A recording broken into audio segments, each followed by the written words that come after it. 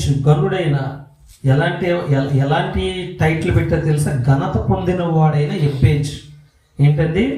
ఘనత పొందిన వాడైన ఎబ్బేజు. మీకు రాత్రి ఒక ఫోటో పెట్టాను, అదేంటది? ఎబ్బేజు జీవితం నుంచి 8 ఆత్మీయ పాఠాలు అని పెట్టాను, చూసారా? ఎబ్బేజు జీవితం నుంచి ఏంటి ఆ 8 ఆత్మీయ పాఠాలు అని మనం ఈ రోజున తెలుసుకుందాం. మొట్టమొదటిగా ఈ వచనం చూస్తే చాలా ఆశ్చర్యం వేస్తుంది. నిజానికి ఈయన ఎబ్బేజు అనే ఒక వ్యక్తి, ఆయన యూదుడు కాడు, ఇశ్రాయేలీయుడు కాడు. అందుకనే అక్కడ ఒక మాట అంటూ ఉంటుంది, ఏంటంటే ఇశ్రాయేలీయుల దేవుని గూర్చి మొరపెట్టాను అని ఉంటుంది. ఇశ్రాయేలీయుల దేవుని గురించి మొరపెట్టాడు. ప్రియమైన సహోదరి సహోదరులరా, ఈ విషయాన్ని మనం గమనిస్తే యేసుక్రీస్తు అందరికీ ప్రభు అని అపోస్తల కార్యము 11వ అధ్యాయంలో పేతురు గారు తెలుసుకున్నాడు. గమనించాలి, యేసుక్రీస్తు అందరికీ ప్రభు అని పేతురు గారు అపోస్తల కార్యము 11వ అధ్యాయంలో తెలుసుకున్నాడు అన్నమాట. ఎందుకంటే కొర్నేలు గారు ఒక అన్యుడైతే దేవుని యొక్క మరి మన్నలను పొందుకొని, దేవుని ఆశీర్వాదాలు పొందుకొని తనకు రక్షణ కావాలని మరి తండ్రి అయిన దేవుడు పరిశుద్ధాత్మ ద్వారా పేతురు గారికి తెలియపరుస్తాడు. అంటే ఒక అన్యుడు అప్పుడు తెలుసుకున్నాడు పేతురు గారు, ఏంటి యేసుక్రీస్తు మా ఒక్కరికే, యూదులకు మాత్రమే తండ్రి అయిన దేవుడు అనుకున్నారు అప్పటి వరకు. కానీ అనాది కాలంలోనంటే పూర్వం నుంచి మనుషులందరినీ కూడా దేవుడు తన పోలికను చెప్పున చేసుకున్నాడు. అర్థమైందమ్మా? దేవుడు తన పోలిక చెప్పున చేసుకున్నాడు అంటే ఈ భూమి మీద నివసిస్తున్నటువంటి ప్రతి మనిషి కూడా ఎవరి పోలికంట? దేవుని పోలిక. కాబట్టి పుట్టిన భూమి మీద పుట్టిన ప్రతి ఒక్కరు కూడా దేవుని పిల్లలమే. కాబట్టి ఏ ఒక్కరూ నశించుకోవడం ఆయనకి ఇష్టం లేదంట. అందరూ కూడా ఏముండాలి ఆయన దృష్టిలో? రక్షణ పొందుకుని ఆ ఆనందకరమైనటువంటి జీవితం ఈ భూమి మీద ఇక్కడ ఇహమందును పరమందు కూడా జీవించాలని దేవుని యొక్క సంకల్పం, ఉద్దేశం అన్నమాట. అందుకనే దేవుడు అందరినీ సమానంగానే చూస్తూ ఉన్నాడు. ఎవరైతే ఆయన గురించి పూర్తిగా తెలుసుకుని ఆయన యందు సంపూర్ణ విశ్వాసం కలిగి ఉంటారో వారు ఖచ్చితంగా ఆశీర్వదించబడతారు. నమ్మిన వాళ్ళందరూ దేవుని స్తోత్రం చెప్తారు. ఎస్, చాలా మందికి విశ్వాసం లేదు, మనకైతే ఆయనపై విశ్వాసం ఉంది. కాబట్టి తప్పక ఈ రోజున ఈ 8 ఆత్మీయ పాఠాల గురించి మనం తెలుసుకున్నాం. ఎబ్బేజు జీవితం గురించి. ఎబ్బేజు అనే ఒక ఆయన ఇశ్రాయేలీయుడు కాడు కాబట్టి అక్కడ ఇశ్రాయేలీయుల దేవునికి మొరపెట్టానన్నాడు. అంటే ఇప్పటి వరకు మనం చెప్పుకున్న మాట బట్టి ఏంటంటే దేవుని యందు విశ్వాసం ఉంచితే చాలు. ఫస్ట్ మొదట మనం ఏం చేయాలి? దేవుని యందు విశ్వాసం ఉంచాలి. అంతేగాని ఒక యూదులకు లేదా క్రైస్తవులకు మాత్రమే దేవుడు సహాయం చేస్తాడు అనుకోవడం పొరపాటే. ఎందుకంటే ఆయన అందరికీ ప్రభు అయి ఉన్నాడు, అందరికీ ఉపకారి. అందరికీ ఏమై ఉన్నాడు? ఆయన ఉపకారి అయి ఉన్నాడు. ఆయన నిజముగా మొరపెట్టు వారికి సమీపంగా ఉన్నాడంట, దగ్గరగా ఉన్నాడంట. దేవునికి స్తోత్రం కలుగును గాక. ఈ సత్యం మనకు తెలియక మన జీవితంలో ఎన్నో ఆశీర్వాదాలు మిస్ అయిపోతూ ఉన్నాం ప్రియులారా. కాబట్టి ఈ రోజున ఎబ్బేజు జీవితం గురించి మనము మరొకసారి తెలుసుకుందాం, ఒకసారి గమనిద్దాం ప్రియులారా. ఎబ్బేజు తన సహోదరుల కంటే ఘనము పొందిన వాడై ఉండెను. వేదన పడి ఇతని కంటినని అతని తల్లి అతనికి ఎబ్బేజు అని పేరు పెట్టాను. ఎబ్బేజు అనగా ఏంటి? ఎబ్బేజు అంటే వేదన. ఎబ్బేజు అనే పదానికి పేరుకి వేదన అని. వేదనలో తన తల్లి కందంట. వేదనలో కంది, కానీ తన జీవితం ఎంత గొప్పగా మారిపోయిందో మనం చూడబోతున్నాం ప్రియులరా. ఎబ్బేజు ఇశ్రాయేలీయుల దేవుని గూర్చి మొరపెట్టి నీవు నన్ను నిశ్చయముగా ఆశీర్వదించి నా సరిహద్దును విశాలపరిచి నీ చెయ్యి నాకు తోడుగా ఉండ దయచేసి నాకు కీడు రాకుండా దానిలో నుండి నన్ను తప్పించు అని ప్రార్థింపగా దేవుడు అతడు మనవి చేసిన దానిని అతనికి దయచేసాను. కేవలం ప్రార్థించాడు, నమ్మకంగా విశ్వాసంగా తప్పక న్యాయం చేస్తాడని. నమ్ముట నీ వల్లైతే నమ్మవానికి సమస్తమును సాధ్యం అనే మాట నమ్మదగినది ప్రియులారా. మన జీవితాల్లో మొట్టమొదటిగా ఎవరి గురించి మనం ఆలోచించొద్దు. ఫస్ట్ మనకి ఎవరు కనిపించాలంటే మనం విశ్వసిస్తున్నటువంటి, మనం నమ్ముకున్నటువంటి యేసయ్య మనకు కనిపించాలి, మనం కనిపించాలి ప్రియులారా. ఎవరి గురించి మనం ఆలోచించొద్దు. వాళ్ళకి ఎలా చేయలేదు, వాళ్ళకి అలా చేయలేదు, అది అనవసరమైన విషయం. మన విషయంలో మనం ఎంతవరకు దేవుని విశ్వసిస్తున్నాం, ఎంతవరకు మనం ఆశీర్వదించబడుతున్నాం అనేది మొట్టమొదటిగా మనల్ని మనము పరీక్షించుకోవాలి. దేవుడు ఇప్పటి వరకు మనందరినీ కూడా మరి ఎంతో ఆశీర్వదిస్తూ వస్తూ ఉన్నాడు. ఇంకా మీకు ఏమైనా ఆశీర్వాదాలు దేవుని ద్వారా కావలిస్తే ఏం చేయాలో ఎబ్బేజు ద్వారా ఈరోజు మనము తెలుసుకుందాం ప్రియులారా. అంటే మొట్టమొదటిగా ప్రార్థన జీవితాన్ని మారుస్తుంది. Prayer changes things. చాలా మంచి మాట ఇది. ఇప్పటి వరకు మనం శుక్రవారం రాత్రులు ఎన్నో విషయాలు ప్రత్యక్షంగా చూస్తూ ఉన్నట్లు, పొందుకున్నట్లు మనం ఇక్కడ చూస్తూ ఉన్నాం. ఇక్కడ ఉండేది కొద్దిమంది అయినా గొప్ప కార్యాలు జరుగుతున్నాయి. ఏది మనుషులేది, అది వారికి విధులైన విజ్ఞతకి. కాబట్టి ఎన్నో చక్కటి విషయాలు, ఎలా ప్రార్థించాలి, దేవుని దగ్గరగా ఎలా జీవించాలి, ఆయన ఆశీర్వాదాలు ఎలా పొందుకోవాలి, పరలోక రాజ్యం చేరాలంటే ఈ భూమి మీద మనం ఎలా బ్రతకాలని చాలా సుస్పష్టంగా చెప్పుకుంటున్నాం. ఎందుకంటే అందరికీ తెలుసు, మరణము చూడని నరుడు ఎవడు ఈ భూమి మీద లేదు. చివరికి యేసుక్రీస్తు వారు కూడా చనిపోవాల్సి వచ్చింది. ఎందుకంటే ఈ శరీరము పరలోక రాజ్యానికి చేరదు ప్రియులారా. ఈ గ్రావిటేషన్ ఫోర్స్ అని ఉంటుంది, ఈ శక్తి ఉంటుంది, దానికి తట్టుకుని పరలోక రాజ్యానికి వెళ్ళాలంటే ఈ భూగ్రహం నుంచి పరలోక రాజ్యానికి ఆ మూడో లోకానికి చేరాలంటే ఈ శరీరము పనిచేయదు ప్రియులారా. అది సత్యం. అందుకనే మరి ఎవరో శరీరాలతో వెళ్ళిపోయారు అని అంటారు, కానీ అది ఎంత మాత్రమో కాదు. దాని గురించి పూర్తి అవగాహన తెలుసుకోవాలి. ఇలాంటి సత్యాలు మనం తెలుసుకోవాలి ప్రియులారా. వినడం, గుడ్డిగా వినేసి దాన్ని ఆ విధంగా నడుచుకోవడం కాదు, కానీ బైబుల్ని చాలా స్పష్టంగా చదువుకుంటే మనకి ఎన్నో విషయాలు దేవుడు బయలుపరుస్తూ ఉంటాడు. అందుకనే మాట చిన్నదే, ఆయన అడిగినవి 4, కానీ మనం ఏం నేర్చుకోవాలి? ఎబ్బేజు నుంచి మనం ఏం నేర్చుకోవాలంటే మొట్టమొదటి పాయింట్ ఏంటంటే ప్రార్థన జీవితాన్ని మారుస్తూ ఉందన్నాడు. అంతేనా? ప్రార్థన జీవితాన్ని మారుస్తుంది. ఇదే విషయాన్ని 10వ వచనంలో అంటాడు, ఎబ్బేజు ఇశ్రాయేలీయుల దేవుని గురించి మొరపెట్టి. చాలు, ఏం చేశాడు? ఫస్ట్ ఏం చేయాలి? మొరపెట్టాలంటే ప్రార్థించాలి ప్రియులారా. ఎలా ప్రార్థించాలంటే మోషే గారు 40 దినాలు ప్రార్థించాడంట సీనాయి కొండ మీద. యేసుక్రీస్తు 40 దినాలు ప్రార్థించాడంట ఆ ఎడారి ప్రాంతంలో. ఇంకెవరు ప్రార్థించారు? ఏలియా గారు ప్రార్థించారు ప్రియులారా. ఇలా చెప్పుకుంటూ వెళ్తే భక్తులందరూ కూడా చక్కటి ప్రార్థనలతో దేవుని ఆశీర్వాదాలు పొందుకున్నారు. ఈరోజు అవే మనము చదువుకుంటున్నాం.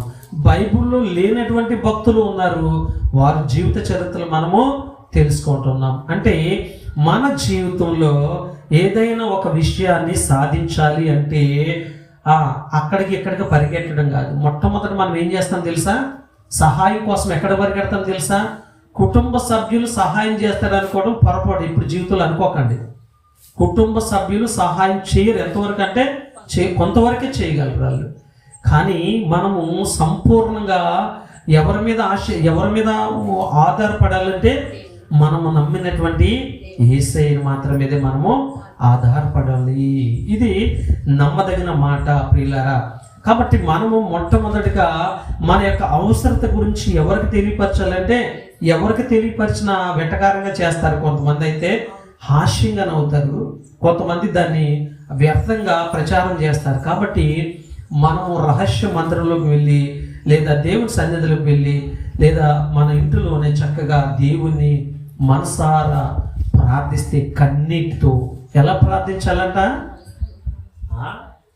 నేను ఇదివరకు చెప్పిన మాటలు చెప్పాలి, ఇప్పుడు మాట కాదు. ఎలా ప్రార్థించాలి దేవునికి? వేదంతో విడవక, అవి చెప్పండి, విడవక నిత్యము ఎడతెగక ప్రార్థించాలి. లూకా సువార్త 18వ అధ్యాయంలో విధవరాలు ప్రార్థించింది, సాధించే వరకు విడిచిపెట్టిందా దేవుని? ప్రార్థన ప్రార్థన ప్రార్థన. హన్నా విడిచిపెట్టిందా? బిడ్డ పుట్టే వరకు ప్రార్థన ప్రార్థన ప్రార్థన. మరి అబ్రహాం కొడుకు ఇస్సాకు వదిలిపెట్టాడా దేవుణ్ణి? ప్రార్థన ప్రార్థన ప్రార్థన. ఎలిజబెత్ జకర్యా విడిచిపెట్టారా దేవుణ్ణి? ప్రార్థన ప్రార్థన ప్రార్థన. మరి సంసోను మానోహు తన భార్య దేవుని విడిచిపెట్టారా? సంశయం పుట్టే వరకు కూడా ప్రార్థన ప్రార్థన ప్రార్థన. మరి ఏది మనం జీవితంలో ప్రార్థన ద్వారా ఏం సాధించాం ఒకసారి గమనించుకోండి ప్రియులారా. మనం అనుకున్న ఎందుకు జరగట్లేదు అంటే మనలో సరైనటువంటి ప్రార్థన, విశ్వాసం కలిగినటువంటి ప్రార్థన లేదు.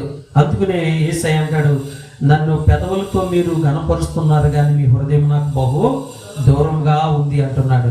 ఇన్ని సత్యాలు తెలిసిన తర్వాత దేవుడు ఈ విషయాల్ని మనకి దృష్టాంతములుగా మరి గతంలో జరిగినటువంటి సందర్భాలను తీసుకుని ఇప్పుడు మనకి తెలియపరుస్తూ ఉన్నాడంటే, ఇదిగో మీరు కూడా అలా ప్రార్థిస్తే మీ జీవితాలు కూడా ఆశీర్వదించబడతాయని దేవుడు వాక్యం ద్వారా మాట్లాడుతూ ఉన్నాడు. ప్రియులారా, ఎంత మంచి దేవుడు అండి, ఎంత మంచి దేవుడు. మన బంధువులు, మన కుటుంబ సభ్యులు కొంతవరకే సహాయం చేయగలరు. మనం మరణించినంత వరకు కూడా ఎవ్వరు కూడా మనకి సహాయం చేయరు ప్రియులారా. కాబట్టి పూర్తి సహాయ సహకారాలు అందించగలిగిన ఎవరైనా ఉన్నారండి, అది మనం విశ్వసిస్తున్న దేవుడు మాత్రమే. దేవునికి స్తోత్రం కలుగును గాక. చూసారా, ప్రార్థన జీవితాన్ని మారుస్తూ ఉంది. కాబట్టి మీకు సమయం ఉన్నప్పుడల్లా కూడా ఏం చేయాలి? ప్రార్థన చేయండి, ప్రార్థన చేయండి. ఎవరితో మాట్లాడకండి అంటాడు యాకోబు పత్రికలో, నాలుకను సాధు చేయటం ఎవరి తరమో కాదు. ఎందుకంటే ఈ నాలిక నరం లేనిది ఇష్టానుసారంగా మాట్లాడుతుంది. దీని కంట్రోల్, ఇట్ ఈస్ అన్కంట్రోల్ అనమాట. టంగ్, మన నాలుకని సాధు చేయడం అంటే దాన్ని కంట్రోల్ చేయడం ఎవరి తరం కాదంట, దేవుడే స్వయంగా చెప్తున్నాడు. కానీ దాన్ని చేసుకోవాల్సిన బాధ్యత మనది. దానివల్ల ప్రమాదం వస్తుందని. కాబట్టి వ్యర్థంగా మన నాలికను ఉపయోగించుకోకుండా దేవుని కొరకు ఉపయోగించండి అని చెప్తూ ఉన్నాను ప్రియులారా. పరిశుద్ధాత్మ దేవుడు మన యొక్క ప్రార్థనను ఉచ్చరింపరాని సఖ్యంతో మన మూలుగులను దేవునికి తెలియపరుస్తూ ఉన్నాడు. ఎవరైతే ఎక్కువసేపు గంటల సేపు చేస్తారో వారి ప్రార్థనే దేవుని రాజ్యానికి చేరుతుంది. కొద్ది నిమిషాలు చేస్తే నీకంటే ఎక్కువ చేసినోడి పరిస్థితి ఏంటి? వాడికంటే కొంచెం ఎక్కువ చేసినోడి పరిస్థితి ఏంటి? వాడికంటే ఇంకొంచెం ఎక్కువ చేసినోడి పరిస్థితి ఏంటంటే ఎవరైతే ఎక్కువ సేపు చేస్తారో వారి ప్రార్థన దేవుడు వింటాడు ప్రియులారా. అందుకని ఇక్కడ 40 దినాలని రాయబడి ఉంది. 40 దినాలు ప్రార్థనలు పెట్టేసుకుంటారు, ఏం ప్రయోజనం? ఆయన చెప్పింది ఏంటి, వీళ్ళు చేస్తున్నదేంటి? సరే, మనుషులు కల్పించిన పద్ధతులు దైవోపదేశంలో. నన్ను ఎందుకు వ్యర్థంగా మీరు నన్ను ఉపయోగించుకుంటున్నారు? దేవుణ్ణి నేను చెప్పానా మీకు అలా చేయమని? నేను చెప్పింది ఏంటి, మీరు చేస్తున్నది ఏంటి? ప్రభువా ప్రభువా ప్రభువా అని ఎందుకు నన్ను విసిగిస్తారు? వ్యర్థంగా నన్ను ఎందుకు విసిగిస్తారు? నేను చెప్పినట్లు చేయండి మీరు. మత్తయి సువార్త 6వ అధ్యాయంలో 20 చదివితే అవుతుంది. మత్తయి సువార్త 6వ అధ్యాయంలో చెప్తాడు, ఎందుకు నన్ను విసిగిస్తారు? నేను చెప్పినట్లు నడుచుకోండి చాలు అన్నాడు ఆయన. కానీ వీళ్ళు ఏం చేస్తారు? ప్రజలను మెప్పిస్తాకే చేస్తూ ఉన్నారు ప్రియులారా. ఒక దినాన్ని అందరూ తీర్పులోకి వెళ్తాం కాబట్టి న్యాయాధిపతి ఉన్నాడు, జడ్జి ఉన్నాడు కాబట్టి తప్పక న్యాయ స్థానం ముందు నిలబడదాం కాబట్టి మరి జాగ్రత్తగా దేవుని ఎదుట బ్రతకాలి. అసలు పాపులము, మనసు స్థిరం ఉండదు, మాటలు స్థిరం ఉండవు, జీవితాలు స్థిరం ఉండవు. అలాంటి మన జీవితాల్ని మార్చిన దేవునికి మరలా అదే రకంగా జీవిస్తే మనందరూ కూడా తీర్పు దినాన్ని వరుసలో నిలబడిన తర్వాత ఒక న్యాయాధిపతి ఉంటాడు. ఆ న్యాయాధిపతి న్యాయం తీరుస్తాడన్న సంగతి తెలుసు కూడా మనము తప్పు చేస్తే ఉరిశిక్ష ప్రియులారా, అంటే నరకమే. ఇక అగ్ని ఆరదు పురుగు చావదు, అగ్ని ఆరదు పురుగు చావదు. సో ఆ విషయాల్లో కాదు. కానీ ఇప్పుడు మనము మాట్లాడుకునే కీర్తనల గ్రంథం 21:2 వచనంలో ఏం చెప్తాడంటే దేవుడు ప్రార్థనను అంగీకరిస్తాడంట. ఎంత చక్కటి మాట ఆయనే చెప్తూ ఉన్నాడు. కీర్తనల గ్రంథం 21:2 అతని మనోభీష్టము నీవు సఫలం చేయుచున్నావు. అతని పెదవుల నుండి వచ్చిన ప్రార్థన నీవు మానక అంగీకరించుచున్నావు. అతని మనోభీష్ట అంటే తన హృదయానికి ఏది అయితే ఇష్టమో అయ్యిందో అది అడుగుతూ ఉన్నప్పుడు దేవుడు ప్రార్థన విని ఏం చేస్తున్నాడంట? అంగీకరిస్తున్నాడంట. ఎస్, మనోభీష్ట అంటే మనసుకు నచ్చినటువంటి అవసరతల గురించి ప్రార్థిస్తే వ్యర్థమైన వాటి గురించి కాదు ప్రియులారా. సుఖభోగాల గురించి ప్రార్థించకండి దయచేసి. సుఖభోగాల గురించి నిజమైన అవసరతలు ఉంటాయి. ఆ నిజమైన అవసరతలు ఏంటో మనకు తెలుసు. అదేంటంటే గృహంలో కావలసినటువంటి ఆరోగ్యం, కుటుంబ సభ్యులకు ఆరోగ్యం, పిల్లలకు మంచి భవిష్యత్తు, ఆ వయసు వచ్చిన పిల్లలకు వివాహం చేయాలని, మంచి ఇల్లు కట్టాలని, ఆ మంచి అవసరతలు, నీడ్స్ ఉంటాయన్నమాట. అవి మాత్రమే మనం అడగాల ప్రియులారా. మనోభీష్ట అంటే మనకి ఇష్టమైనవి కార్యాలు జరగాలంటే ఆయన ప్రార్థన అంగీకరిస్తున్నాడంట. మనం ప్రార్థిస్తుంటే ఎంత గొప్ప దేవుడు. ఈ రోజున ఎబ్బేజు కూడా ఏం చేశాడంటే ప్రార్థన ద్వారా అది ఆయన ఏం చేశాడు? ఆశీర్వదించబడ్డాడంట. అయితే ఎబ్బేజు తన అవసరాన్ని దేవుని ఎదుట ఎలా తెలియపరిచాడు? ప్రార్థన ద్వారా తెలియపరిచాడు. దేవునికి స్తోత్రం కలుగుగాక. అంటే ఇప్పుడు మనం కూడా ఏం చేయాలి? మన అవసరత ప్రతి పరిస్థితిలో ముందుగా మనం ఏం చేయాలి? దేవుని ప్రార్థన ద్వారా ఏం చేయాలి? ప్రార్థన ద్వారా ఆయనకి దగ్గర కావాలి, ఆయన ఆశ్రయించాలి. మన జీవితంలో మనకి ఏమైనా కావాల్సి ఉంటే మనం ఎలా ఆశ్రయించాలి? దేవుణ్ణి ప్రార్థన ద్వారా మనం దేవుణ్ణి ఆశ్రయించాలి. అప్పుడు దేవుడు తప్పక న్యాయం చేస్తాడు ప్రియులారా. అందుకని ఎబ్బేజు మరి ఇశ్రాయేలీయుడు కాకపోయినా అన్యుడైనప్పుడు కూడా దేవుని గొప్పతనాన్ని తెలుసుకున్నాడు. అమ్మో, ఈయన అడిగితే ఇస్తాడనక అని విశ్వాసంతో అడిగితే అద్భుతంగా ఆయన వారి అన్నదమ్ములందరికంటే ఎక్కువగా ఆశీర్వదించబడ్డాడంట. కేవలం ఎలాగంటే తన అవసరాన్ని దేవుని ఎదుట ప్రార్థన రూపంలో తెలియపరిచాడు. ఎలాగమ్మా? ప్రార్థన రూపంలో తెలియపరిచాడు. ఊరికే చెప్పేయడం కాదు, నువ్వు కన్నీటితో ప్రార్థిస్తే ఆ జీవితం అద్భుతం అండి. ఆ ఆశీర్వాదాలు అద్భుతం అండి. అవి వచ్చినటువంటి ఆశీర్వాదాలు తిరిగి వెనక్కి వెళ్ళవు ప్రియులారా. మనం సంపాదించుకున్నాం అనుకో, అవి కొంతకాలం ఉంటే తర్వాత పోతాయి. కానీ దేవుడు ఆశీర్వదిస్తే ఎప్పటికీ కూడా ప్రియులారా శాశ్వతమైనటువంటి ఆశీర్వాదాలు అవి. అంత గొప్ప మరి దేవుణ్ణి మనము ఆశ్రయిస్తున్నామంటే దేవుని ప్రతి పరిస్థితిలో ముందుగా మనము దేవునిని ప్రార్థన ద్వారా ఆశ్రయించాలి, ప్రార్థనలో ఆశ్రయించాలి. అంతేగాని అవసరతను బట్టి ఎవరో బంధువులు ఉన్నారు, మాకు వాళ్ళు ఉన్నారు, మాకు వీళ్ళు ఉన్నారు, మాకు ఖచ్చితంగా సహాయం చేస్తారంటే చివరికి వచ్చేటప్పటికి అందరూ చేతులు ఎత్తేస్తారు పిల్లలు. ఎప్పుడు నమ్మకండి ప్రజలు, దేవుని మాత్రమే నమ్మండి. అలాగని ప్రేమించొద్దు అన్నట్లే, కుటుంబ సభ్యులందరూ ప్రేమించండి. ఎందుకంటే పొరుగు వారినే ప్రేమించమన్నప్పుడు కుటుంబ సభ్యులు ఎందుకు ప్రేమించకూడదు? కాబట్టి మొదట కుటుంబ సభ్యుల కంటే పొరుగు వారిని ఎక్కువ ప్రేమించుకున్నాడు దేవుడు, అది వేరు. కానీ మన అవసరత వస్తే మాకు నా అన్నవారు ఉన్నారని ఎప్పుడు అనుకోకండి. నా అన్నవారు ఇప్పుడు ఏమి మనకి సహాయం చేయరు, కొద్ది వరకే చేస్తారు, పూర్తి బాధ్యతలు వారు తీసుకోరు ప్రియులరా. అందుకని ఎబ్బేజు అన్నదమ్ములు ఉన్నా, తల్లి ఉన్నా, తండ్రి ఉన్నా, తండ్రి గురించి రాయలేదు కానీ ఆయన కేవలము ఇశ్రాయేలీయుల దేవునిపై ఆధారపడి ఉన్నాడు. ఇప్పుడు ఇశ్రాయేలీయుల దేవుడు అనకూడదండి, ఎందుకంటే అందరి దేవుడు యేసుక్రీస్తు అందరికీ ప్రభు అయి ఉన్నాడని ఇశ్రాయేలీయుల ద్వారానే చెప్పించాడు. నేను మీకే కాదురా బాబు, సర్వ మానవాళికి నేను దేవుడిని, సర్వ సృష్టికర్తనని అక్కడ బయలుపరిచాడు. నేటికి కూడా ఈ సత్యం తెలియనటువంటి వారు ఈరోజు కూడా ఇశ్రాయేల్ దేవుడే అంటూ ఉంటారు. కాదు, అది కొత్త నిబంధనలో ఆ మాట మారిపోయింది. ఆయన అందరికీ ప్రభు అయి ఉన్నాడు. చాలా సంతోషం. కాబట్టి ఆయనను మనం అడగవచ్చు, ఎందుకంటే ఆల్రెడీ మనం రక్షించబడ్డాం, యేసుక్రీస్తు వారి సొంత రక్షకుడుగా అంగీకరించుకున్నాం. అలాగే నమ్మని వారు కూడా విశ్వాసంతో దేవుని అడిగితే దేవుడు ఇస్తాడంట. ఎంత గొప్ప ఆశీర్వాదం ప్రియులారా. అడుగుతారా దేవుణ్ణి? అలా అడుగుదామా? ప్రార్థన ద్వారా మన ప్రతి అవసరతని ఎలా చెప్పాలి? దేవునికి ప్రార్థన ద్వారా ఆశ్రయించాలి. ఆశ్రయించడం అంటే కోరుకోవడం, దగ్గరికి వెళ్ళడం అన్నమాట. ఎందుకంటే ఆయన ఎక్కడున్నాడు? సమీపింపరాని తేజస్సులో అమరత్వం కలిగి ఉన్నాడు. ఎవర్ లాస్టింగ్ లైఫ్ అన్నమాట. ఆయనకి పుట్టుక లేదు, చావు లేదు. ఆయన ఉన్నవాడు, లివింగ్ బీయింగ్. ఆయన అంత గొప్ప దేవుడు కలిగిన మనం ప్రార్థన ద్వారా జీవితాన్ని మార్చుకోవాలి ప్రియులారా. ఇక మీ ఇష్టం, ఎంత కాలం ప్రార్థిస్తారు, ఎన్ని గంటలు ప్రార్థిస్తారో. దేవుని ప్రార్థన ద్వారా ఇలా ఆశ్రయించి మీరు ఆశీర్వాదాలు పొందుకుంటారు. త్వరగా నేను చూడాలని ఉంది ప్రియులారా. దేవుడు కూడా ఆసక్తి కలిగి ఉన్నాడు. మన యొక్క ఆశీర్వాదాలు ఇవ్వడానికి ఆయన కూడా ఆసక్తిగా ఉన్నాడు. చాలా గొప్ప విషయం కదా. ఇక రెండో విషయంలో చూస్తే, ఆయన ఎబ్బేజు అనగా అర్థం ఏంటి? ఎబ్బేజు అనగా అర్థం ఏంటి? వేదన.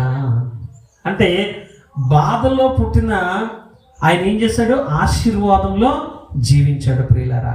మనము ఆర్థికంగా లేదా పేదరికంలో లేదా శ్రమలలో, బాధలలో, పూరి గుడిసెలో, గృహం లేనటువంటి మన సొంత గృహం లేనటువంటి గృహంలో పుట్టిన, బాధల్లో పుట్టిన దేవుని ఆశీర్వాదం మనకి ఎల్లప్పుడూ కూడా ఉంటుంది. నమ్మిన వాళ్ళందరికీ దేవుని స్తోత్రం చెప్పండి. మొదటి మన స్థితి కొద్దిగా ఉన్న తుదకు మహాభివృద్ధి అంట. యోబు గ్రంథంలో ఉంటుంది 7వ అధ్యాయంలో 5వ అధ్యాయం అనుకుంటా, 5, 7, 8, 7. సరే తీయక్కర్లేదు. సరే అంటే మొదట మన స్థితి కొంచెమే ఉందనుకోండి. నువ్వు ఎప్పుడైతే దేవునిపై ఆధారపడి నీకు ఎన్ని శ్రమలు, బాధల్లో పుట్టినా, శ్రమలలో పుట్టినా, వేదనలో పుట్టినా, చివరికి దేవుడు ఏం చేస్తాడు? మహా అభివృద్ధి. మామూలు అభివృద్ధి అండి. అభివృద్ధి అనలేదు, మహా అభివృద్ధి. అంటే దాన్ని ఇంకా కొలవడానికి లేదు ప్రియులారా. అంటే నీకు ఏ లోటు కూడా నీ జీవితంలో, నీ కుటుంబంలో ఉండదు. సమృద్ధి అనే మాట తెలుసు కదా మనకి. సమృద్ధి. ఈ సమృద్ధి అనేది మనకి ఎంత గొప్ప ఆనందకరమైన మాట. సమృద్ధిగా ఉంటే ఏ లోటు ఉండదు ప్రియులారా. ఈ సమృద్ధి కలిగి ఉండాలంటే దేవుని మనలో, మన హృదయంలో దేవుడు ఉండాలి. ఆయనకి లోబడి జీవించాలి ప్రియులారా. అందుకనే దుష్టులు మనవి వినడంట. దుష్టుడిలాగా ప్రవర్తిస్తే, ప్రార్థన చేస్తే నీకు ప్రయోజనం ఏమీ లేదు. అయితే ఇక్కడ చక్కటి మాట ఏంటంటే, బాధలో పుట్టాడు కానీ ఆయన ఎలా జీవించాడంట? ఆశీర్వాదంలో జీవించాడంట ఎబ్బేజు. రెండో మాట ఎంత గొప్పగా చూసారా? ఆయన పుట్టింది బాధలోనే పుట్టాడు కానీ ఆశీర్వాదంలో జీవించాడంట జీవితాంతము. అందుకుని ఎలాంటి బిరుదు ఇచ్చాడు అక్కడ? ఇక్కడ చక్కటి మాట ఉంది. ఘనత పొందిన వాడైన ఎబ్బేజు. ఘనత పొందిన వాడైనటువంటి ఎబ్బేజు. ఎవరి ద్వారా ఘనత వచ్చిందంటే దేవుని ద్వారానే. నీకు ఘనత రావాలంటే దేవుడే నీకు సహాయకుడు. ఆయన ద్వారానే మనం ఏదైనా సాధించుకోవాలి. మాటలు కాదు ప్రియులారా, క్రియ రూపంలో మనం అనుభవించాలి. దేవుని ఆశీర్వాదం ఉంది, తప్పక మనం అనుభవించాలి ప్రియులారా. ఇలా అనుభవించాలంటే ఈ రోజున మనం నేర్చుకుంటున్నటువంటి మాటలు ఇవి. కాబట్టి ఇప్పుడు ఇంకొక మాట చూస్తే, కీర్తనల గ్రంథము 21:3 ఉందా? శ్రేయస్కరమైన. ఎలాంటి ఆశీర్వాదాలంట? శ్రేయస్కరం అంటే ఏంటి? శ్రేయస్కరం అంటే మనకు ఉపయోగపడేవి, నిరుపయోగపడేవి కాదు. శ్రేయస్సు అంటే శ్రేష్టమైనటువంటి, విలువైనటువంటి ఆశీర్వాదాలు అన్నాడు కదా.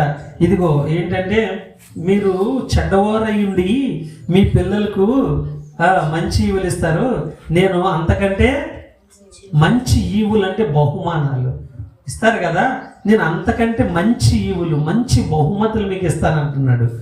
ఎంత గొప్ప దేవుడు అండి. మంచి బహుమతులు అండి. ఈవులు అనగా బహుమతులు. మరి ఎందుకు మనము ఇక్కడ చెప్పమ్మా, చదువు తల్లి. శ్రేయస్కరమైన ఆశీర్వాదములతో నీవు అతనిని, అనగా మనల్ని అనుకోండి, విశ్వాసం, మన శ్రేయస్కరమైన ఆశీర్వాదాలతో విశ్వాసాలు ఎదుర్కోబోతున్నాడంట. అతని తల మీద అపరంజి కిరీటము నీవు ఉంచి ఉన్నావు. అపరంజి అనగా, అపరంజి అంటే బంగారం. బంగారం కిరీటమే నీ నెత్తి మీద ఉంటే ఇక బంగారం షాప్లోకి వెళ్ళాల్సిన పని ఏంటండి? బంగారం గురించి ఆలోచించవలసిన పని ఏంటండి? అసలు ఉన్నాయా? ఎంతమందికి ఉన్నాయి? ఎన్ని కాసులు ఉన్నాయి? ఎందుకు కోల్పోతున్నావు? ఆయన అపరంచి కిరీటంతో నిన్ను ఆశీర్వదిస్తాను అంటున్నాడు, సమృద్ధిగా ఇస్తానంటున్నాడు. మంచి బహుమానం, శ్రేష్టమైనటువంటి బహుమానాలు ఎందుకు కోల్పోతున్నావు అంటే అడగడం రావట్లేదు, తెచ్చుకోవడం రావట్లేదు. మనకి ఎలా తెచ్చుకోవాలో రావట్లేదు. ఈ గల్ఫ్ కంట్రీ కాబోలు ఒక బాక్స్లో ఒక ఇనుప బంగారపు ఇటక పొంతలాగా ఉంటుంది అనమాట. ఇటక పొంత ఎంత బంగారం, ఇటక సైజే. అది ఏం చేస్తారంటే చేయి దూరంతే అది చేతి నుంచి బయటకు రావాలి, తీసేసుకోవచ్చు, బంగారం తీసేసుకోవచ్చు. దాన్ని ఆ చేతులు ఇలా పెట్టి చేయి దూరినంతే ఉంటుంది. ఆ చేతితో పాటు బంగారాన్ని బయటకు తీసుకుంటే ఆ వాడి తీసుకుంటాం. చాలామంది ప్రయత్నిస్తున్నారు, చెయ్యి వస్తుంది, చెయ్యి రెండు కలిసి రావట్లా. దాన్ని తీసే విధానం తెలుసుకున్నారు. ఎవడో ఒకడు వచ్చాడు, చక్కగా తీసేసాడు, సొంతంగా ఇచ్చేసాడు అంతే. అంటే అందరికీ లేదు తెలివి. ఇంకొక అమ్మాయి స్కూల్లో మాస్టర్ జాతకి వినాలి, గ్లాసులో నీళ్లు పెట్టాడు, నిమ్మకాయ అడుగునుంది, ఆ నిమ్మకాయ తీయాలి నీళ్ళు వాళ్ళకంట. ఎలా తీస్తావు? అందరూ చెయ్యటేస్తున్నారు, నీళ్ళు వెళ్ళిపోతున్నాయి, అవుట్. ఒక తెలివైన అమ్మాయి ఇచ్చింది, జాగ్రత్తగా చూసింది, నీళ్ళని ఇలా తిప్పింది, గెరగెర తిప్పితే కాయ పైకి వచ్చింది, ఇలా తీసి పక్కన పెట్టింది. అందరూ ఫెయిల్ అయ్యారు, ఒక అమ్మాయే సక్సెస్ అయింది. అలాగే బంగారపు కడ్డీని ఆ ఇటక పొంత ఉంది, చేయి పెట్టాడు, జాగ్రత్తగా ఎలా తీసాడు, ఎలా చేతితో తీసుకున్నాడు, వచ్చేసింది. అందరికీ రాలేదు. అంటే మనలో కూడా దేవుని ఆశీర్వాదాలు పొందుకోవడం మనకి కూడా తెలియట్లేదు. పిల్లలారా, ట్రిక్స్ అవే చెప్తానండి ఈరోజు మీకు. ఆ ట్రిక్స్ తెలిస్తే పని సులభం అయిపోద్ది, ట్రిక్స్ తెలియకపోతే చాలా భారం అయిపోద్ది. పూర్వం స్లాబ్ వేసినప్పుడు నెత్తి నిండా మొక్క నిండా చేతులన్నీ పుల్లెడిపోయి పాపం కష్టపడి చేసేవారు. ఇప్పుడు మిషన్ వచ్చేసింది, మీట నొక్కుతున్నాడు అంతే పైకి వెళ్ళిపోతుంది. మళ్ళీ బూట్లు అఫీషియల్గా మచ్చ కూడా పడట్లేదు వాళ్ళకి. టెక్నాలజీ అనమాట. ట్రిక్స్ తెలుసుకున్నారు, పని తేలికైపోయింది. ఈ రోజున ఆ ట్రిక్స్ మనం తెలుసుకుంటున్నాం. తేలిక విధానం చెప్పినా కూడా మనం ఆశీర్వాదాలు పొందుకోలేకపోతే ఇక మనల్ని ఎవ్వడు బాగు చేయలేడు. ప్రియులారా, మన జీవితం ఎక్కడ ఉండేదే, ఎక్కడ వేసిన గొంగలి అక్కడే ఉంటుంది. దయచేసి మన విశ్వాస జీవితంలో అలా ఉండకూడదు. చక్కటి ఉదాహరణ మనసులో పెట్టుకోండి. అసాధ్యమైనది ఏది లేదు, కొంచెం జ్ఞానం ఉపయోగించాలి. అదే జ్ఞానాన్ని ఇక్కడ ఉపయోగిస్తున్నాం. ఎబ్బేసు జీవితం నుంచి మనం నేర్చుకున్నాం. శ్రేష్టమైనటువంటి ఈవులతో దేవుడు మనం ఎదుర్కొంటూ ఉన్నాడంట. ఇవ్వడానికి ఆయన వస్తున్నాడంటే ఎదురు మనం వెళ్ళలేకపోతున్నామంట. ఎంత ఆశ్చర్యకరమో ఒకసారి ఆలోచించుకోండి ప్రియులు. కాబట్టి బాధను సూచించే పేరున్న ఎబ్బేజు దేవుని ఆశీర్వాదం పొందాడండి. బాధతోనే ఉండిపోయాడు ఆయన, బాధలోనే ఉండిపోయాడా? అయ్యో నా తల్లికి నేను వేదన కలిగించాను, బాధను కలిగించానని నా జీవితం ఇంతేనా అని ఏడ్స్తూ కూర్చున్నాడా? తన జీవితాన్ని వృధా చేసుకున్నాడా? ఈ రోజున ఎంతమంది జీవితాలు వృధా చేసుకుంటున్నారు? చాలామంది దేవుడు నీకు సహాయం చేసేవాడు ఉండి కూడా నువ్వు ఇంకా వేదనలో ఎందుకు ఉంటున్నావో అర్థం కావట్లేదు నాకు. ఎందుకు సంతోషంగా ఉంటున్నావో అర్థం కావట్లేదు నాకు. ఎందుకు మనోదుఃఖంతో వేదన కలిగి ఆరోగ్యాన్ని పాడు చేసుకుంటున్నావో అర్థం కావట్లేదు. ఈ దినాన్ని నేను ప్రశ్నిస్తూ ఉన్నాను ప్రియులారా. ఈ సంతోషం సమాధానం మన జీవితాలు ఎందుకు ఉండట్లేదు? గమనించుకోండి. ప్రార్థన, అన్నిటికంటే ప్రార్థన. ఆయన ఏం చేశాడంటే బాధను సూచించే పేరున్న ఎబ్బేసు కూడా దేవుని ఆశీర్వాదం పొందాడు. అలాగే మన స్థితి కొంచెము లేదా వేదన, శోధన, శ్రమలు కలిగి ఉన్నప్పుడు కూడా మనము దేవుని ఆశీర్వాదాలు పొందుకోవచ్చు. వీటి నుంచి మనం బయటపడవచ్చు. ఎంత చక్కటి జ్ఞానాన్ని బోధిస్తూ ఉన్నాడు దేవుడు.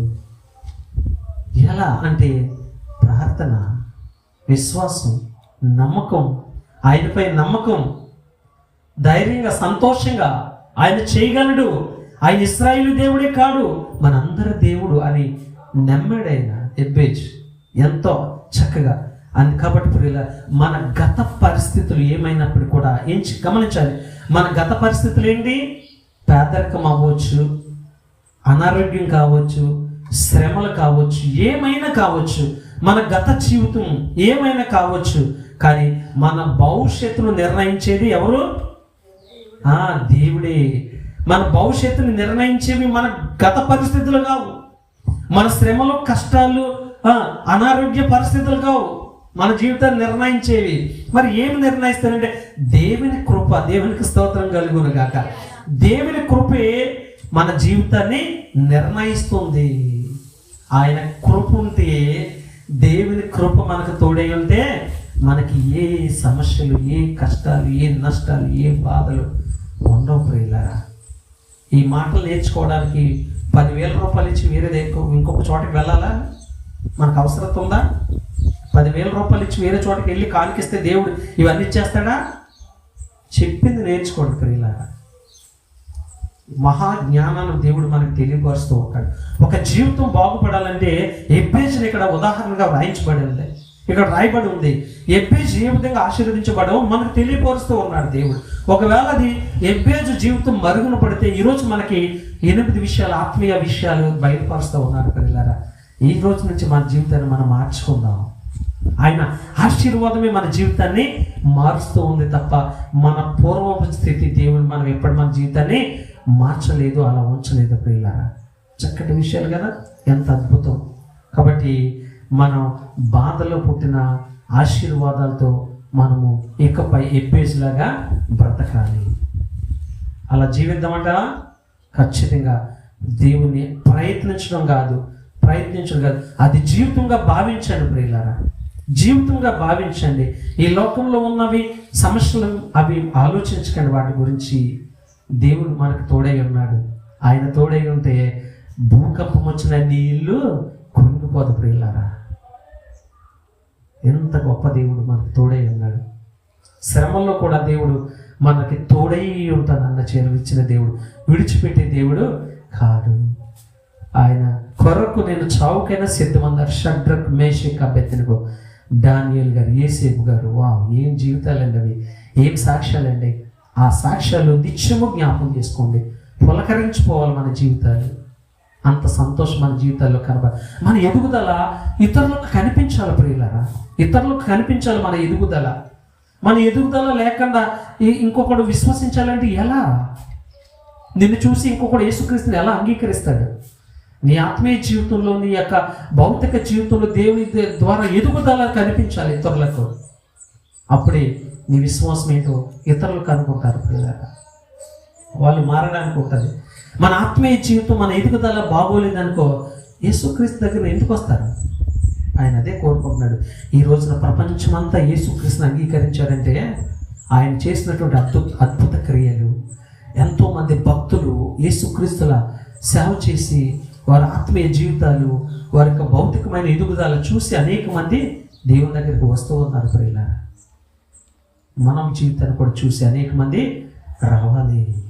అందుకనే బాధలో పుట్టిన ఆశీర్వాదాలతో జీవించవచ్చు. శ్రమలు అనేవి శాశ్వతం కదా, అవి మన జీవితాన్ని నిర్ణయించలేవు. కేవలం దేవుని కృప మాత్రమే మన జీవితాన్ని నిర్ణయిస్తుంది. ఎందుకంటే ఒక దినాన్ని దేవుడు గొప్పగా మనందరినీ కూడా ఆశీర్వదించబోతున్నాడు ప్రియులారా. ఇప్పటికే ఆశీర్వదించాడు, ఇకపై మరీ ఎక్కువగా ఆశీర్వదించబడాలి మనము మన కుటుంబ సభ్యులు ప్రియులారా. కాబట్టి మనము ఏ విధంగా దేవుని అడగాలంటే చాలామంది చిన్న చిన్న విషయాలు అడుగుతారు. ఎందుకంటే ఆయన ఐశ్వర్యవంతుడంట. ధనవంతుడి దగ్గరికి వెళ్ళి ఏమండి ₹1 ఇవ్వండి అన్నాం అనుకో, ఆడు ఏమంటాడు? నా స్థాయి ఏంటి, నువ్వు అడుగుతున్నది ఏంటంటే, అవునా కదా? వెంటనే కోపడ్డా? నా స్థాయి, నేను ధనవంతుడిని, కొన్ని వేల కోట్లకు అధిపతిని అయి ఉండి నన్ను ₹1 అడుగుతావంటారా నువ్వు అంటాడా?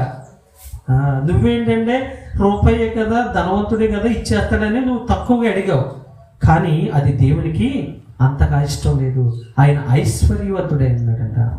ఎంత ల్యాండ్ లార్డ్ అంటే సమస్త భూమి అయిందేనంటే ఇది. అంత గొప్ప దేవుడి దగ్గరికి వెళ్ళి ₹1, పావలా, ₹10 అని అడిగావనుకో, ఆయనకి అవమానం. అది ఆయనకి అవమానం. అందుకనే దేవుని ఆశీర్వాదాన్ని గొప్పగా కోరుకోవాలి. దేవునికి స్తోత్రం కలుగును గాక. గొప్పగా కోరుకోవాలి. ఈ లోకంలో అబ్దుల్ కలాం అనే ఒక ఆయన ఉన్నాడు, రాష్ట్రపతిగా చేశాడు, సైంటిస్ట్గా చేశాడు, ముస్లిం అబ్దుల్ కలాం గారు. ఆయన థింక్ బిగ్ అన్నాడు అనమాట. పిల్లలకి బోధిస్తూ ఏమన్నాడు? థింక్ బిగ్ అంటే పెద్దగా ఆలోచించు, చిన్నగా కాదు. చిన్న ఉద్యోగాలు కాదు, చిన్న జీవితం కాదు, పెద్దగా ఆలోచించు అంటాడు అనమాట. నువ్వు ఎప్పుడైతే పెద్దగా ఆలోచించావో నేను అపార్ట్మెంట్ కట్టాలి, నేను పెద్ద ఐశ్వర్యవంతుడిగా ఉండాలి, ఆనందకరమైనటువంటి జీవితం జీవించాలని బిగ్ థింక్ అన్నాడు అనమాట. చిన్న జీవితం గురించి ఆలోచించుకో అన్నాడు. ఏదో చిన్న సైకిల్ ఉంటే చాలు అనుకోడు, చిన్న మోటార్ సైకిల్ ఉంటే చాలు అనుకోడు, నాకు మంచి కారు, పెద్ద కారు కావాలని అనుకోవాలంట. అంటే థింక్ బిగ్. అంటే ఆయన ఇచ్చే దేవుడు, ఐశ్వర్యవంతుడై ఉన్నాడు. సమస్తము ఆయనది అయినప్పుడు ₹1,00,00,000 కాదు, నువ్వు 100 కోట్లు అడగాలి దేవుడిని. దేవునికి స్తోత్రం కలుగును గాక.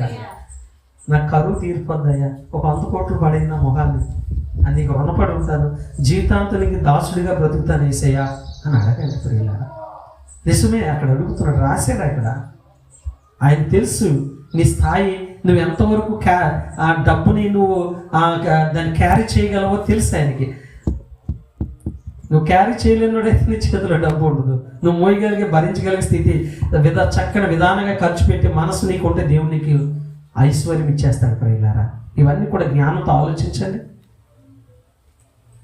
అయ్యి బాబు, ఇంత డబ్బు నాకెందుకండి బాబు, నేను ఎక్కడ పెట్టుకుని దొంగలు దోచేసుకుంటారంటే నీకెందుకు ఆ తింగర ఆలోచన? నీ కాపలాదారుడు యేసయ్య ఉన్నాడు కదా. ఇవ్వు తండ్రి, నేను దాచుకుంటాను, నాకు తెలిసి ఎలా దాచుకోవాలని అనాలి. ఈ రోజున అమ్మో ఈ దొంగలు వచ్చేస్తారు, నా ఇల్లు దోచేస్తారండి బాబు, ఇంత డబ్బు వద్దండి బాబు నాకు అంటారు. అలాంటి కాదు ప్రియులారా. అందుకుని ఇబ్బేసి ఎంత అద్భుతంగా అడిగాడో, దేవుని ఆశీర్వాదాన్ని గొప్పగా కోరుకున్నాడండి. మనం కూడా దేవుని ఆశీర్వాదాన్ని చిన్నగా అడగండి, పెద్దగా అడగండి, అడగండి ఆయన ఇస్తాడు అంటాడు.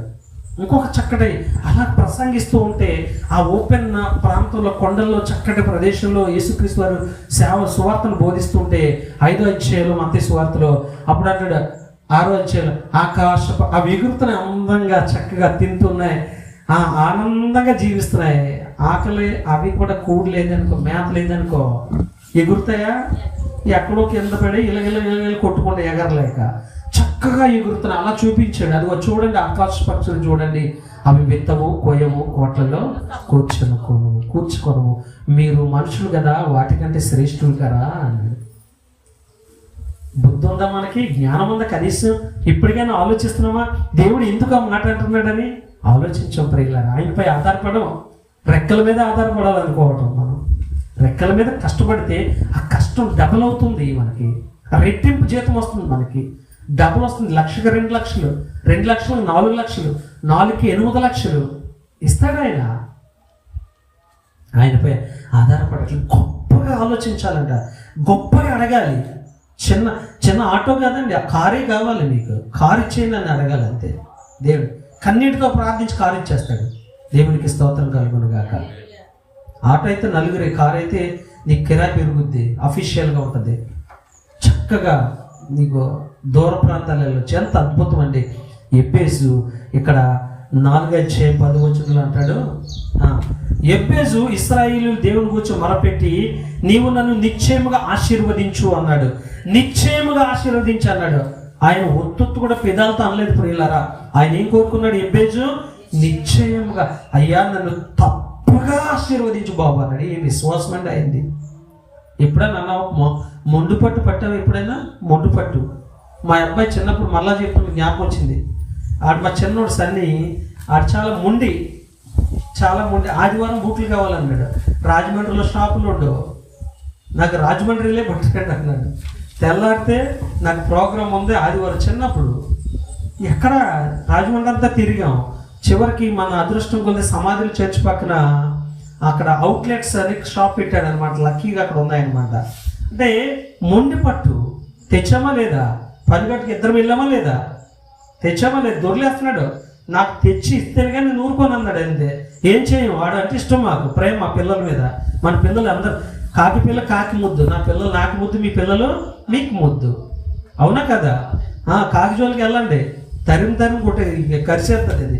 అది ఒకటేనా 100 కాకులు పోగేసుకొస్తుంది.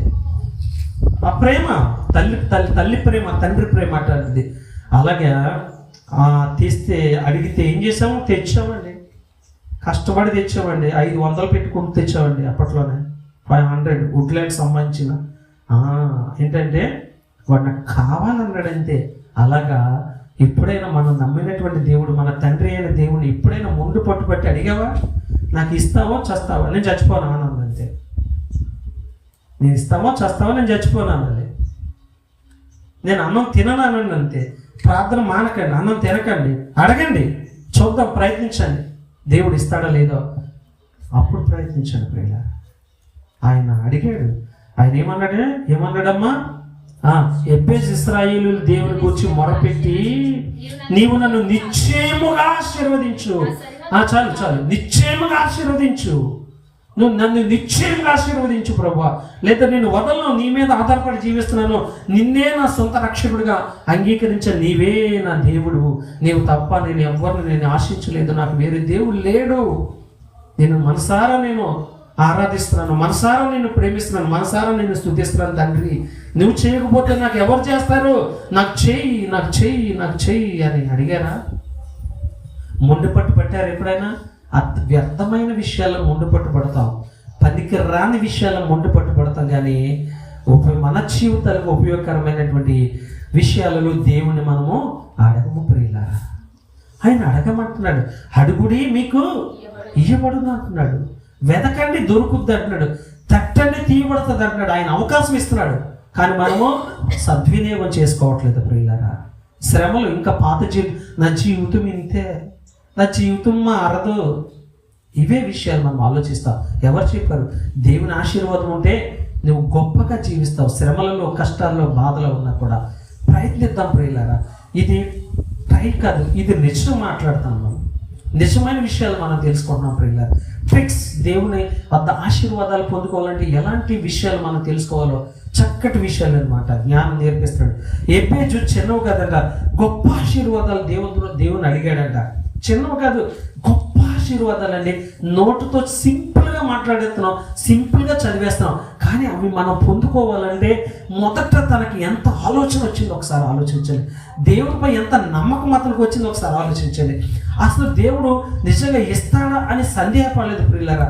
తనకు వచ్చిన ఆలోచన గొప్పదైతే దాన్ని దేవుని దగ్గర అడగడం మరీ గొప్పది ప్రియులారా.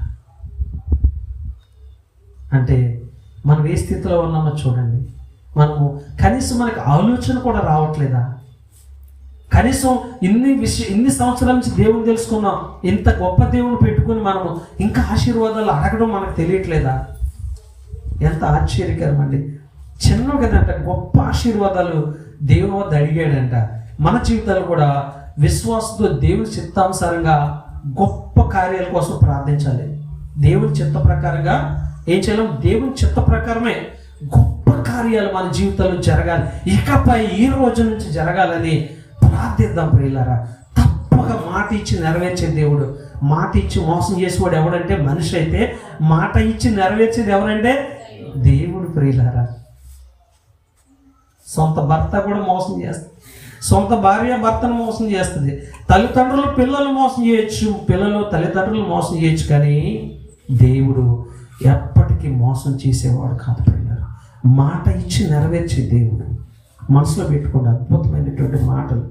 కాబట్టి విశ్వాసంతో దేవుని చిత్తానుసారమైన గొప్ప కార్యాల కోసం మనము అడగాలి. దేవుడు ఇప్పుడు చూడండి ఎంత గొప్ప చక్కటి. మొట్టమొదట ఏమడిగాడు తెలుసా? దేవుడు హద్దులను విస్తరించగలడని తెలుసుకుని, అంటే సరిహద్దులను విస్తరించగలడని తెలుసుకుని మొట్టమొదట ఆయన ఏం కోరుకున్నాడంటే, ఆయన అన్నాడు, నా సరిహద్దును విశాలపరచు. ఏనాడు అన్న మనం ప్రార్థిస్తున్నామా? నేను ప్రతిరోజు ప్రార్థిస్తున్నాను, ప్రతిరోజు ప్రార్థిస్తున్నాను. ఈ 4 విషయాలు దేవుడు గొప్ప మేలు చేస్తూ ఉన్నాడు, చేయబోతూ ఉన్నాడు, ఇంకా చేయాల్సినవి ఉన్నాయి, అడుగుతూనే ఉన్నాను. నిత్యము నేను ప్రతి క్షణము నాకు అది సమయమందు అసమయమందు అది ఎక్కడున్నా కూడా నేను అడుగుతూనే ఉన్నాను దేవుని. తప్పక కార్యాలు చేస్తూ వస్తున్నాడు దేవుడు, గొప్ప కార్యాలు చేయబోతూ ఉన్నాడు, ఇంకా చేస్తూ ఉన్నాడు, ఇంకా కావాలి. ఆయన పని చేస్తూ ఉన్నాను, ఇవి తొందరగా అయిపోవాలి నాకు దేవుడి కార్యాలు. ఎంత సరిహద్దు అంట, మన హద్దులు గీసుకుని ఇది చాలే, ఏంటది చిన్న గీత గీసుకుని ఇది చాలే అనుకుంటున్నాం. కొంత జీతం వచ్చిందనుకో, ఇది చాలే, ఈ మాత్రం చాలే నా జీవితానికి అనుకుంటున్నాం. చిన్న ఇల్లు కట్టుకుని ఇది చాలే అనుకుంటున్నాం. ఇరుకులో ఉంటూనే ఇది చాలే అనుకున్నాం. అంటే ఆశీర్వాదాన్ని కుదించేసుకుంటున్నాం మనం. దేవుడు ఐశ్వర్యవంతుడు, ఆయన ఆశీర్వదిస్తానంటే మనం ఏం చేసుకుంటున్నాం? మనం కుదించేసుకుంటున్నాం మన ఆశీర్వాదాలని. కాదు ప్రియులారా, సరిహద్దులు విశాలపరచమంటే ఒక ఇల్లు ఉంటే ఇంకొక ఇల్లు ఉండాలి, ఒక కారు ఉంటే ఇంకొక కారు ఉండాలి, ఒక ₹1,00,00,000 మనకు ఉందనుకో ఇంకొక ₹1,00,00,000 ఉండాలి. విలాసవంతంగా గడపడానికి కాదు ప్రియులారా, అవసరాలకి మనం చెప్తూ ఉన్నాను. ఎంత సరిహద్దు అంటే హద్దులు గీసుకోకండి ప్రియులారా, సరిహద్దులు విశాలపరచమని అడిగాడు. ఎంత గొప్ప కోరిక తెలుసా అది, ఎంత గొప్ప కోరిక తెలుసా? ఆ ఆలోచన మనకు కలిగిద్దా? నిజంగా మేము కొవ్వూరు పక్క నుంచి ఉండి కూడా కొవ్వూరులో స్థలం సంపాదించుకోలేకపోయాం. చిన్నప్పటి నుంచి కూడా ఎక్కడో తూర్పు నుంచి తునూళ్ళు వచ్చేసారు, విజయనగరం నుంచి, శ్రీకాకుళం నుంచి, ఆ తుని నుంచి వచ్చేసి కొవ్వూరు అంతా ఆక్రమించేసారు. కొవ్వూరే కాదు, భారతదేశం అంతా వాళ్ళే ఉన్నారు. ఎక్కడ చూసినా వలస వచ్చేసారు, ఇక్కడ స్థిరపడిపోయారు. ఈ రోజున వాళ్ళ స్థలాలు ₹1,00,00,000 అమ్ముకుంటున్నారు. రాజమండ్రిలో తాడి తోట అంతా వాళ్ళే, తునోళ్ళే. మన కొవ్వూరులో ఎక్కడ చూసినా వాళ్ళే. కొవ్వూరే కాదు, పోలవరంలో వాళ్ళే, గట్టుపక్కన ప్రతి ఊర్లో వాళ్ళే, దొమ్మిరిలో వాళ్ళే, మా ఇంటి పక్క వీధంతా వాళ్ళే. ఎక్కడి నుంచి వచ్చారు? సింగయ్య బ్యాచ్. చూడండి, వాళ్ళ సరిహద్దులు విశాలపరిచేసుకున్నారండి. అలాగా మనం కూడా మన సరిహద్దులను విశాలపరచమని దేవుని అడగాలి ప్రియులారా. అసలు ఏనాడన్నా మనకు ఆలోచన వచ్చిందా? ఎబ్బేస్కి ఎంత గొప్ప ఆలోచన వచ్చిందో, ఎబ్బేస్కి ఎంత గొప్ప ఆలోచన. ఈ తినే అన్నవి చాలా నీకు ఇంకా చక్కటి భోజనం దయచే ప్రభు అనే దేవుని అడగాలి. అది ఎన్ని విషయాలు అంటే తన సరిహద్దులను విస్తరించాలని ఎబ్బేసు ప్రార్థించాడండి. మన జీవితాల్లో ఏం చేయాలంటే మన జీవితంలో విశ్వాసంలో కానీ లేదా అవకాశాల్లో దేవుడు మనల్ని అభివృద్ధి చేయగలంటే విశ్వాసంలో కానీ, తర్వాత ఆస్తిపాస్తుల విషయంలో కానీ, మన అవసరతలో కానీ దేవుడు మనల్ని విశాలపరిచేలాగా ప్రార్థించుకోవాలి. మన సరిహద్దులను ఎన్ని విషయాలు ప్రియులారా, ఎన్ని విషయాలు నీ జీవితంలో ఏ విషయంలో నీ సరిహద్దును విశాలపరచుకోవాలనుకుంటున్నావో ఆ విషయం దేవునికి తెలియపరచండి. ఆయన తప్పక న్యాయం చేసే దేవుడు. ప్రతి అవకాశం దేవుడు మనలను అభివృద్ధి చేస్తాడు. ప్రతి అవకాశంలో ఏ అవకాశాన్ని విడిచిపెట్టకండి, ప్రతి అవకాశాన్ని ఉపయోగించుకోండి. దేవుడు అభివృద్ధి చేస్తాడు, మన సరిహద్దులను విశాలపరుస్తాడు. దేవుడు తప్పక న్యాయం చేసే దేవుడు. కాబట్టి ఇంకొకటి అంటున్నాడు, ఇంకేమంటాడంటే రెండో మాట, నీ చెయ్యి నాకు తోడుగా ఉండదచ్చి. దేవుడు హస్తం నీ మీద ఉందంటే అసలు నువ్వేంటి ఒకసారి ఆలోచించుకో, ఊహించుకో. దేవుని హస్తం నీ మీద ఉందంటే ఒక్కసారి ఆలోచించుకో. అంటే దేవుని హస్తం ఎప్పుడు కూడా నీతో ఉండాలి. ఆయన చెయ్యి విడిచిపెట్టకూడదు ప్రియులారా. మనము ఆయన చెయ్యి విడిచిపెట్టేస్తామేమో కానీ ఆయన చెయ్యి మనం విడిచిపెట్టకుండా ఉండాలని కోరుకోండి. దేవుని హస్తం, ఆయన దక్షిణ హస్తం, ఆయన బాహువు చేత నిన్ను ఆశీర్వదిస్తే నిన్నెవ్వరు ఆపలేరు ప్రియులారా. దేవునికి స్తోత్రం కలుగును గాక. ఎవరు బంధువులు కాదు, స్నేహితులు కాదు కదా, ఇరుగు పొరుగు ఎవ్వరు కూడా నిన్ను ఆపలేరు. విస్తారంగా దేవుడు నిన్ను ఆశీర్వదిస్తాడు. ఎబ్బేజు దేవుని సహాయాన్ని కోరాడంట. సహాయం, ఆయన హస్తం అనగా సహాయం కోరాడంట. కాబట్టి ప్రతి నిర్ణయంలో, ప్రతి నడిపింపులో, ప్రతి నిర్ణయం మనం తీసుకునే నిర్ణయం పర్ఫెక్ట్గా ఉండాలి. అది ఖచ్చితంగా మనం ఏమైతే నిర్ణయం తీసుకుంటున్నా ఆ నిర్ణయం ప్రకారంగా పనులు జరగాలి. మోసపోకూడదు ప్రియులారా. అంటే నీ నిర్ణయము మన నిర్ణయము సరిగ్గా లేదు. కాబట్టి దేవుని హస్తం మనకి తోడుంటే ప్రతి నిర్ణయంలో దేవుని నడిపింపును కోరుకుంటూ జీవించాలి.